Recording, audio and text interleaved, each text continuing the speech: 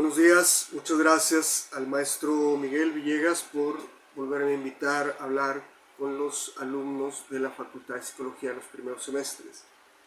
El maestro me hacía hincapié a que hablar acerca de la experiencia que me tocó vivir en el hospital más grande del país en atención a pacientes con diagnóstico de COVID. Quisiera dedicar estas palabras a la licenciada Marisela Leos, a quien tuve el gran honor de conocer ahí en el hospital y que fue básicamente la arquitecta de esto que a mí me tocó, de esta experiencia. El maestro me pidió estas palabras por ahí de diciembre para, supongo, mostrárselas a su grupo en los primeros días del semestre. Yo lo hago hasta este momento atendiendo a una crítica que hacía Umberto Eco de no convertirnos en opinólogos y dar definiciones y dar sentido a fenómenos que aún están ocurriendo. Ese es el motivo por el que hasta este día hago este video con mi comentario.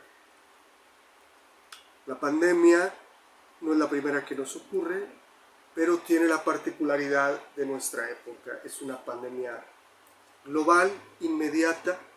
Han habido otras pandemias con consecuencias globales, pero con un comportamiento mucho más limitado. Esta pandemia, acorde a nuestra sociedad, es una pandemia sin límites. Esta sociedad en la que vivimos transgrede los límites incluso se dice transespecie. Con frases cliché como esa de el cielo es el límite, o sea, no hay límites, y móvil, es una sociedad móvil. Por eso se nos dijo más o menos desde hace 10 años que el próximo virus iba a ser también móvil. Y sí, el COVID no entiende de fronteras, es el más diseminado de la manera más rápida, no entiende de color de piel, de posición económica ni de sexo, con el solo hecho de respirar. La pandemia en sí se podría decir que es la gran metáfora del análisis y simboliza la pérdida. No hay buenos y malos, no hay victimarios y víctimas, no hay blanco y negro. Simboliza la pérdida y la posibilidad de algo distinto, de una sorpresa, de algo que puede ser una desgracia o de un punto distinto, pero simboliza la pérdida. Se perdieron no solamente trabajos, que ya de por sí es dramático, se perdieron formas laborales, se perdieron formas de descanso, se perdieron formas de distracción. John Gray tiene unas palabras para definir esta pandemia un poquito arrojadas, en donde dice que si las condiciones actuales de nuestra sociedad crearon la pandemia, es evidente que no vamos a salir de ella iguales. No podemos volver a las mismas condiciones en las que estábamos. Por otro lado, es la gran metáfora del análisis. El análisis, la psicoterapia, nos lleva, si pudiésemos decirlo así, a la castración, al asumir las limitantes y asumir que en la vida no hay certezas y que la vida es caótica. Básicamente el COVID es una metáfora del análisis, es una calca.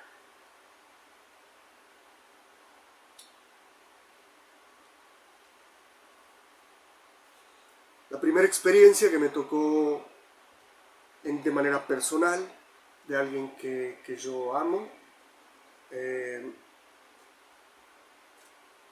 es internada. Todos los días reviso sus signos. Hay formas de revisar en el expediente los signos todos los días mejoraban la respiración, la saturación, el páncreas, el riñón, la temperatura todos los días mejoraba y repentinamente un día llego y me dicen acaba de fallecer. No hay certezas, es caótico. Ese ejemplo se volvió el ejemplo princeps para de ahí en adelante tratar a todos los demás. El proceso hospitalario es el siguiente. El familiar deja a su ser amado enfermo, le devuelven las pertenencias y un papel en donde se le dice que le va a dar el informe médico. Ocurre un corte total, material y deshumanizante. Ya hay muchas experiencias que nos dicen que pueden pasar incluso meses sin ni siquiera escuchar la voz de su familiar, de su paciente. Es un corte deshumanizante y total y recibe una llamada del médico para darle el informe de un médico que además por motivos evidentes de protocolo de pandemia no puede sino hablar en un altavoz y detrás de una mascarilla, detrás de un cubrebocas, entonces una voz hueca, distante y metalizada. El corte es total y deshumanizante. Ante este fenómeno, repito, mi compañera, la licenciada Marisela Leos, me permitió hacer mi trabajo en hay dos momentos. El primer momento era una llamada muy larga, podía llegar a ser 1 hora, 40 minutos, 30 minutos, hasta 1 hora, en la que, sabiendo el estado total de indefensión del paciente y del aislamiento y de la total incerteza de los familiares, sabiendo que estaban desprovistos de toda imagen y de todo conocimiento, es decir, se acabó esto de estar cuidándolo, de llevarle la sábana que le gustaba, de llevarle la almohada, de llevarle las fotos de los familiares y pegárselos ahí, ponerle audios en el teléfono. Se acaba, la separación es total. Entonces, ante esta falta de control, lo que yo intentaba es hablar de todo lo que sí podíamos controlar. Repito, era una llamada muy larga, en la que, hasta que no quedara cubierta la última duda, que no fuera médica, eso es del médico, de salud, eso no me meto, nunca me metí, sino de todo el hospitalario. Por ejemplo, de qué color era la sala, la habitación, cosas que son muy prácticas y muy pequeñas, pero que iban poco a poco bajando la angustia. Me preguntaban si tenía frío su paciente. Les platicaba cómo eran las salas, de qué color, la disposición, los muebles, cómo se llamaba el médico, cómo era el médico, más o menos a qué hora le iban a llamar, para qué servía lo que le pedían de papelería, para qué servía el que consiguiera donadores de plasma, de sangre. Les platicaba cómo era la medicina, cómo eran los aparatos que tenían, cómo eran las rondas, todo aquello que no podían controlar, perfecto, lo dejamos fuera, pero todo aquello que sí podemos controlar. Había un discurso larguísimo y tenía varias premisas. La primera, jamás dar, evidentemente, ante este conocimiento que yo ya tenía de lo caótico que es el COVID y de que no hay certezas de la evolución, de que de un momento a otro puede morir, una de las reglas era no dar falsas esperanzas. Nunca dar una esperanza exagerada. Era mostrar todo lo que sí podíamos, de lo que sí podíamos tener control. Y repito, era una llamada larguísima. Me preguntaban cosas como si podían darle un libro. El familiar estaba sedado, pero querían que tuviera el libro a un lado, o una estampita de alguien, de algún santo, algo que ellos creían. Una gran cantidad de cosas que pareciera que son poco, pero eso poco generaba una gran angustia. Es no tener certeza de todo, que todo sea caótico. Bueno, hablemos de lo que sí se puede. En esta llamada uno podía darse cuenta de que el COVID derrota las defensas. Los familiares hablaban sin ninguna defensa. Me tocó hablar con personas con un alto, muy altísimo nivel socioeconómico. Nada defendía, el dinero no defendía. Y no lo digo por romantizar. Hablé también con personas con un alto nivel de conocimientos, con doctores, o sea, no médicos, bueno, también con médicos, pero quiero decir, con doctorados. Y era igual de angustiante y era igual de la defensión total. Era completa esta idea de no sé nada, no tengo nada y todo se descontrola y todo se cae, es una arena movediza. Las defensas se van, también las otras, las psicológicas, es decir, los fetiches psicológicos, más bien dicho, estas frases motivacionales que nos decimos todos los días, como el yo controlo mi destino, yo controlo mi futuro, no sirve. Todo se acababa y se derrotaba, se pulverizaba ante la indefensión de no saber nada del familiar, del paciente.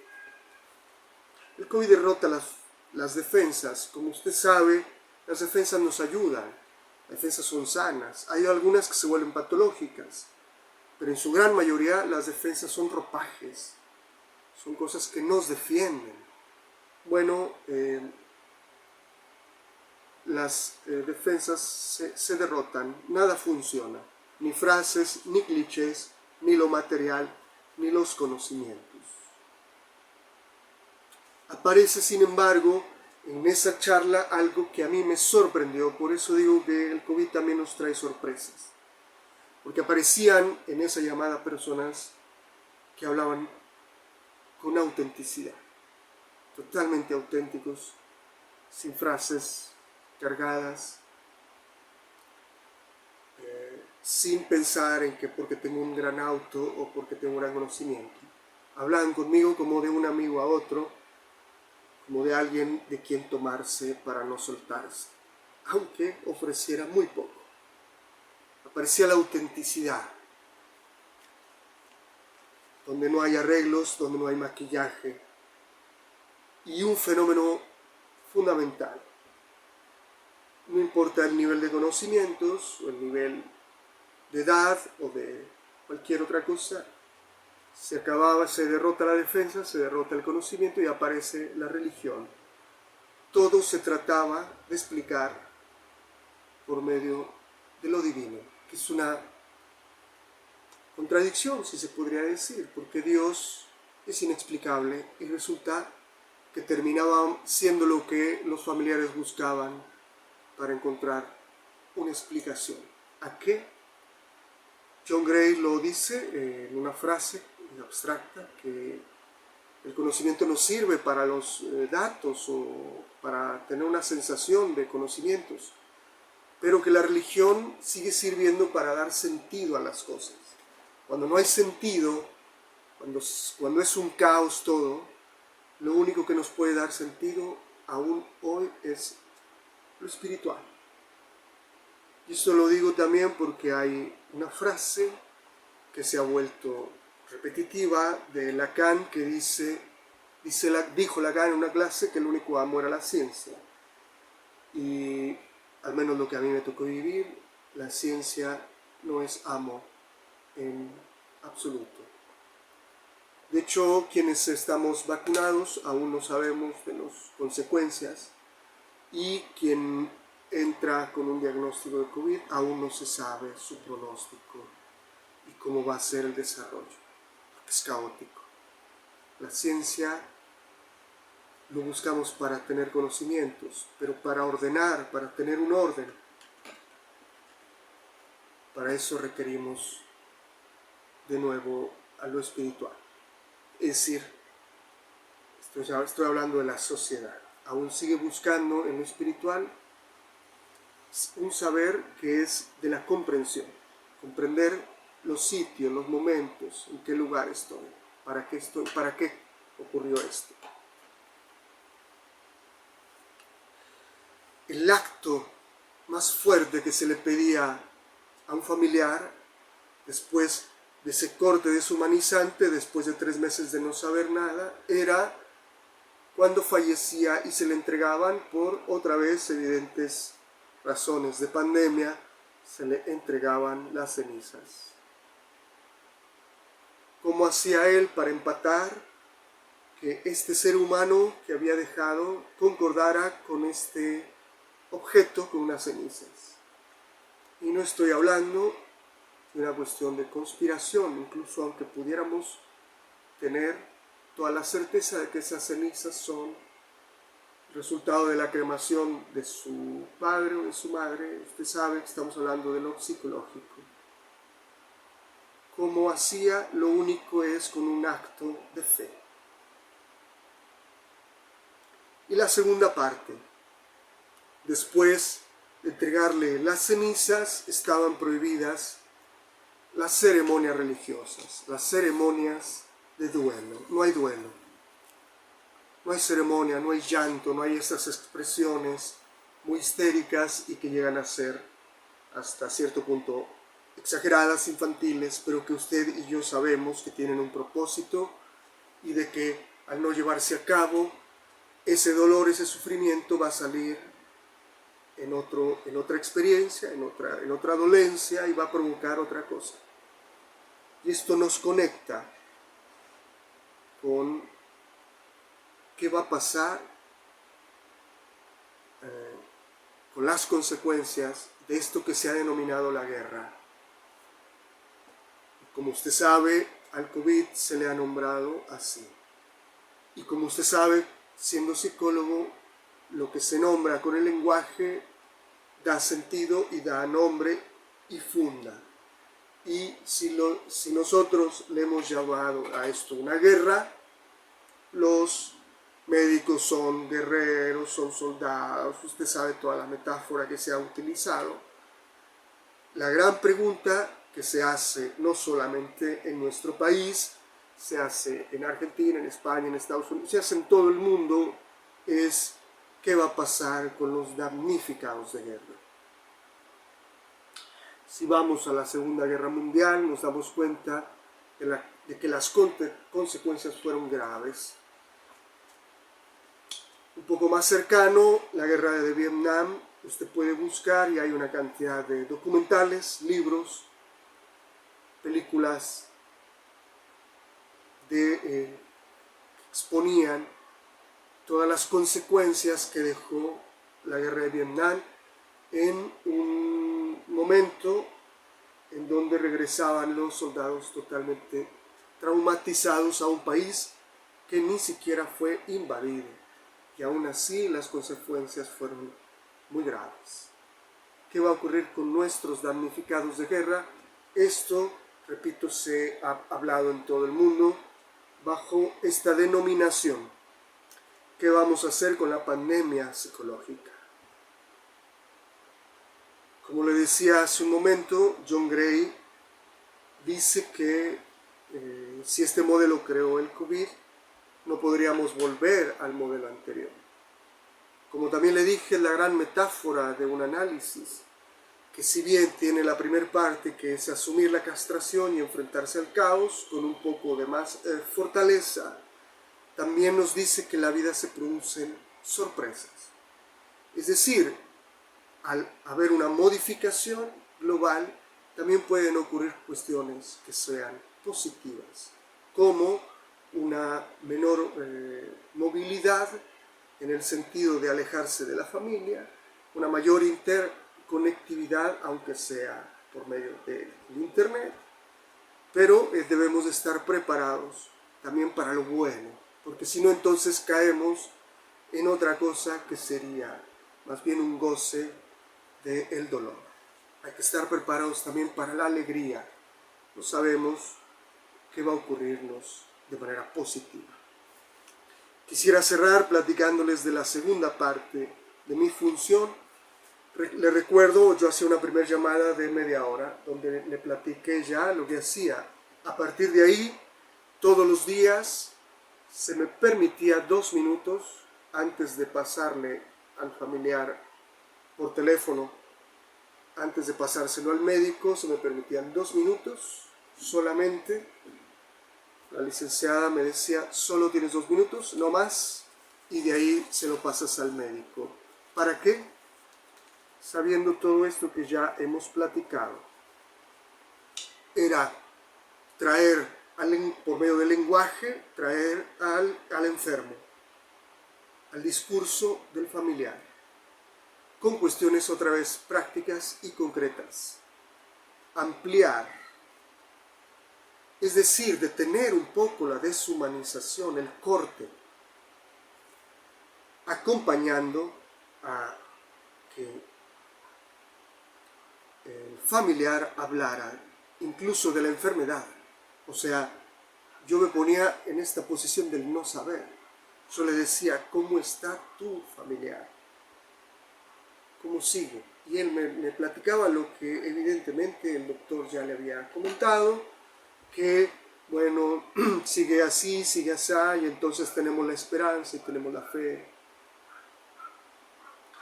Eran 2 minutos asumiendo que no controlamos el destino, sin palabras de esperanza exagerada, de esperanza falsa, ni de deseos exagerados de pronta recuperación. Lo que hacía era acompañarlo. Le preguntaba y poco a poco iba sabiendo de la vida del familiar que estaba allí y del paciente. Poco a poco me iban diciendo, por ejemplo, ya le estamos pintando su cuarto para ahora que vuelva. Entonces la siguiente era, ¿cómo va el cuarto? ¿Cómo sigue? Le preguntaba por la mascota, ¿cómo está la mascota? Me decía muchos nombres, los tenía que apuntar. Era hacer esto de tratar de detener el corte material, deshumanizante, y verbalizar mucho acerca de las cosas prácticas y pequeñas.